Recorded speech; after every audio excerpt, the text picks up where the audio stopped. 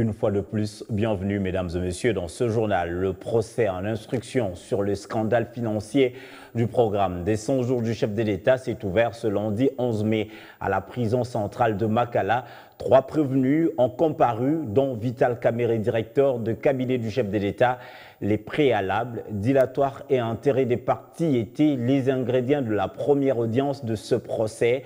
Le tribunal de grande instance de la Gombe se prononcera dans 48 heures sur les demandes de mise en liberté provisoire de Vital Kamerhe et Jamal, tandis que la poursuite du procès est renvoyée au 25 mai prochain.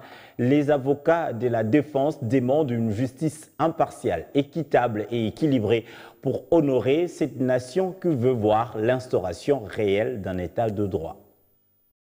Accusé d'avoir détourné des fonds publics dans le cadre du programme d'urgence de 100 jours du chef de l'État, Vital Kamerhe, Sami Jamal et Louis Mando Lojano étaient lundi devant les juges du tribunal de grande instance de la Gombe, déplacés pour la circonstance à la prison centrale de Makala pour un début de procès en instruction. Après identification des accusés, le tribunal devrait les entendre.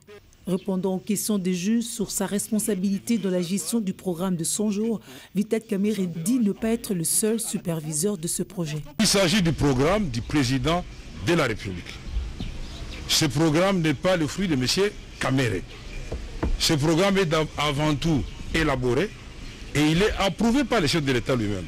Avant sa mise en exécution, nous avons suivi le ministère public tout à l'heure nous dire la date du lancement de ce programme par le président de la République. C'est comme si aujourd'hui, parler du programme des 100 jours, c'est devenu assimilable à un crime, à un détournement.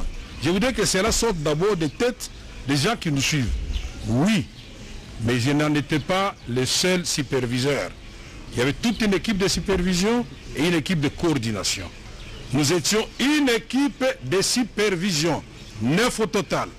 Mais les documents, il est là, lisez-le. Il y avait M. Vital Kamerhe, directeur de cabinet. Il y avait M. Kolongole, directeur de cabinet adjoint. Il y avait M. Yav, directeur du ministère des Finances. Il y avait le gouverneur de la Banque centrale. Il y avait le ministre du budget de l'époque. Il y avait les représentants de la primature. Il y avait tout ça. Donc vous étiez 9 au total. 9 au total. 9. Et puis, en plus de ces 9, il y avait la coordination. Ce qui est étonnant ici, on voit que Kamerhe... donc assurée par qui? Pardon? Qui a assuré la coordination? C'est M. Nicolas Kazadi, ambassadeur itinérant, chef de l'État. Sami Jamal, l'autre accusé dans cette affaire, assure à son tour n'avoir jamais rencontré Vital Kamerhe. Regardez à votre gauche. Vous connaissez le prévenu Kamerhe? Je connais tout le monde par photo. Non, lui, vous le connaissez? Si oui, comment vous le connaissez? Aucune relation entre moi et entre le prophète Mohammed Jésus-Christ. Vous ne l'avez jamais rencontré dans votre vie? Pardon?